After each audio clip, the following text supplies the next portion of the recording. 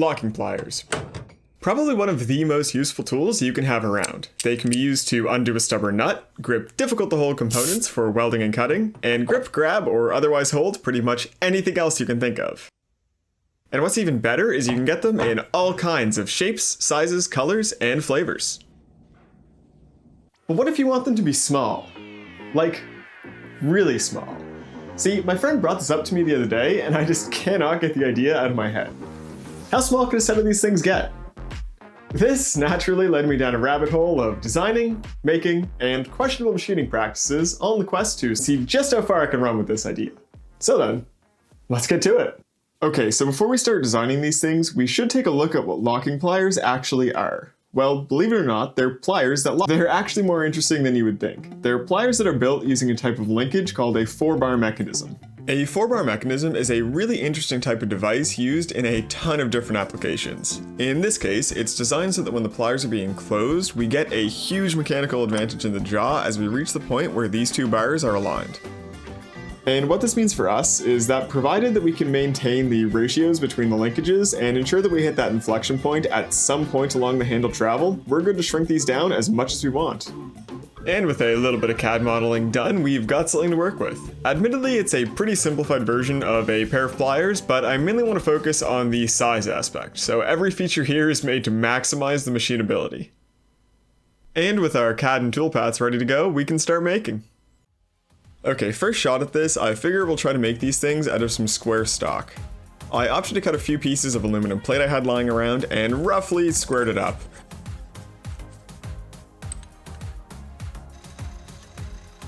I'm not too worried here about getting it perfect, I just want it to be good enough that we can get a solid grip when we're machining the different setups. Also, come on, we're hobbyist machinists. We like the shiny more than the not shiny. Alright, let's get some features cut.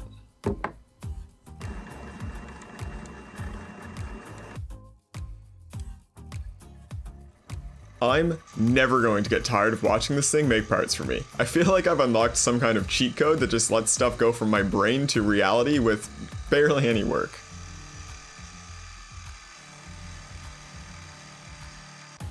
Now then, time for the most important operation of them all. Oof, that is the most aggressive chamfer I have ever seen. I think we're just going to skip that operation for now until I can figure out what's going on. So just to set the scene here, this is not only the first time I'm using this thing to drill a hole, this is also the first time I ever drill a hole using a CNC mill, so let's hope this doesn't get too interesting.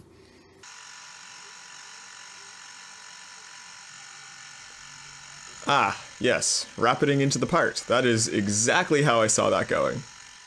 Thankfully, everything survived, so let's move on to the next setup. Yeah, not loving that amount of ice overhang. We're gonna need to do something about that. I feel like there is a literal endless stream of side projects whenever I try to do anything these days. At some point, I should plan to make a video that is entirely side projects and just see what happens.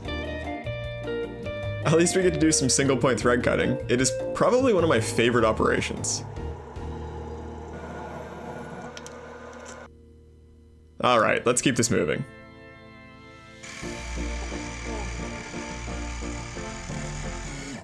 Oh, what the? So, believe it or not, that wasn't exactly what I had planned. It turns out that the vise, well positioned far enough back that normal bar stock can be milled without issue, became a slight problem when we clamped the thinner handle section here for our second setup operations. When the machine tried to move to the correct position, it hit the limit of the Y travel, lost position, and that resulted in this really unpleasant gouge.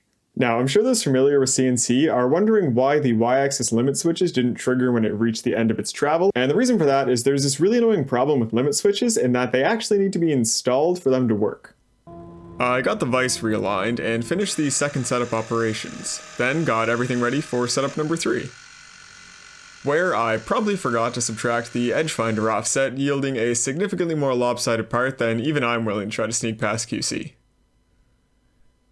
Now you're probably thinking, these are a bunch of mistakes that a more experienced machinist would never make. But hey, what's the point of pre-production test runs if not to crash your machine in fun and interesting new ways?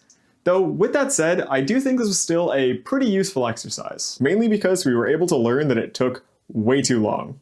Each time I change the setup, I have to remove the current tool, switch the in-use collet to the 1/2 inch one that fits my edge finder, reinstall that collet into the mill, install the edge finder, find the X and Y edges of the part, remove the edge finder and switch the collets back to the one size for the bit that I need, reinstall the cutting tool, and then set the Z height again.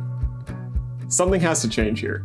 I was thinking I would need a 4th axis, but it occurs to me that I may have a cheaper and potentially better solution. I got this ER32 collet block, and I think if we're smart, we may be able to use this to eliminate a lot of that annoying repetitive work. Before we start making stuff though, I need to address a major issue. Unlike the rest of the world, my workshop is not experiencing a chip shortage. There are chips on the floor, in my shoes, on my clothes, and in my bed. This has to change. So let's go ahead and...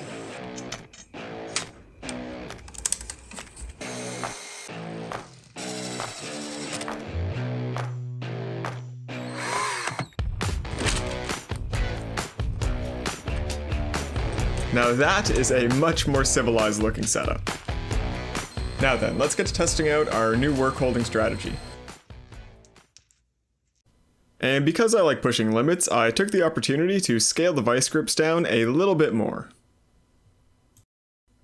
Because things rarely go smoothly, when I tried to index the back of the collet block to the side of the vice hold downs got in the way of the collet nut, so I had to use a spacer to offset it about halfway into the vice jaws.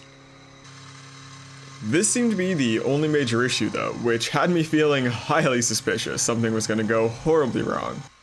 On the bright side, the new enclosure was working fantastically for keeping the razor blades contained. Now then, time to play tape B.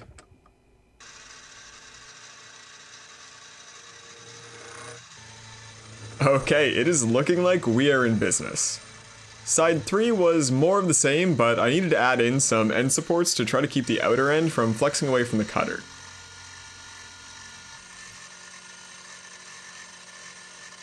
Surface finish aside, this is looking exactly like I want it to. So I think that means our method is sound and we can go ahead and rip through the rest of those parts.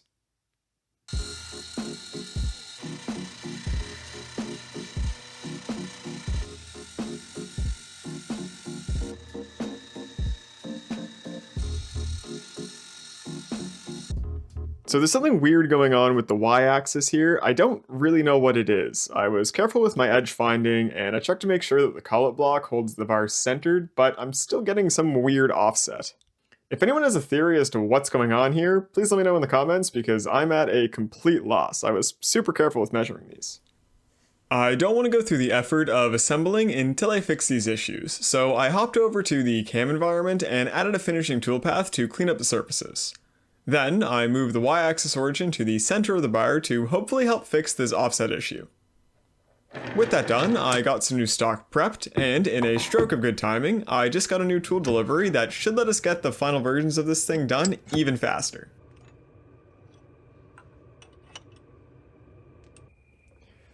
Guess who just wedged a 7/16 by 20mm drawbar into a M12 by 1.75mm collet.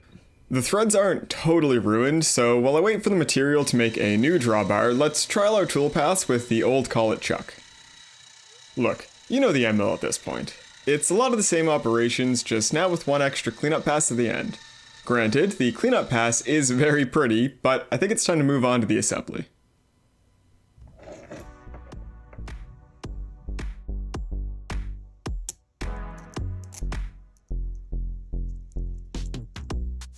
I've thought a lot about what to use for the self-opening mechanism and finally settled on sticking with the tried and true extension spring.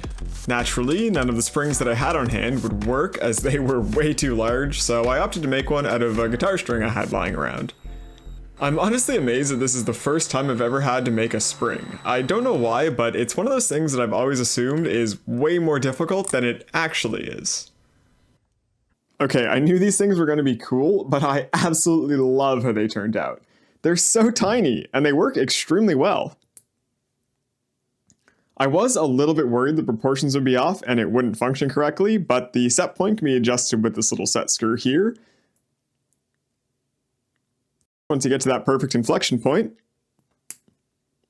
it locks itself shut. It does have me thinking though, I kind of want to make an even smaller version. Before we do that though, it's side project o'clock once again. Let's throw together a new drawbar so we can use all those fancy quick change tool holders that we bought. This turned out to be a shockingly fun use of time. I'm really pleased with the way the lathe is handling this cold rolled steel, and even if it is pretty simple, it's stuff like this that makes me happy I got into machining as a hobby. Now that we can actually use our quick change tool holders, let's get these parts made. Although let's do a quick check of the runout with these holders. Okay, you know, one day I'm gonna learn not to buy the cheapest collets that money can buy. Until then, as the saying goes, buy twice and never stop crying. This last version was scaled back to about 70% of the previous one, which is about as far as I can push this given the maximum spindle speed I'm working with, and my sanity of dealing with tiny snappable end mills. It's unfortunate given that this is the last version I'm going to make because I've officially got the process dialed in to as high of a degree as I think I can get it to, given my setup limitations. It's remarkable how many little optimizations you can do to get work done in a fraction of the time for a fraction of the effort, even in a little hobby shop like this. These quick change tool holders are an absolute lifesaver. I can't believe how much better they are than dealing with tool changes the previous way I was doing it.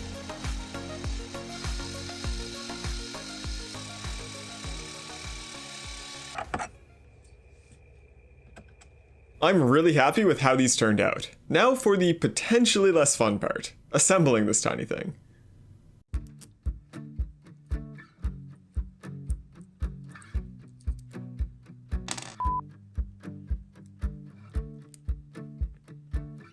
Dealing with these tiny springs is the worst. I was really hoping I'd be able to connect it the same way I did with this slightly larger prototype pair. But because we scaled it down, the head of the M2 bolt that retains the spring doesn't fit. So we're gonna have to come up with some way to make that happen. If only there was some kind of machine that can be used to reduce the diameter of cylinders. Wouldn't that be convenient? Now, for context, here is a regular size pair of vice grips. Here is the previous mini version that we made. And this is the final version. It's so stupid, but I absolutely love this thing. It is exactly what I was hoping it would be. It works great, it's nice and shiny, fits perfectly in the palm of my hand, and has borderline zero functional value. Though looking at it, I think if I were to make another one, I would use rivets to hold it together instead of these bolts, but other than that, I'm pretty happy. Though, it has given me an idea for a couple of other mini tools I'd like to try and make, but that is definitely a video for another day. As always, thank you folks for watching, and I'll see you next time.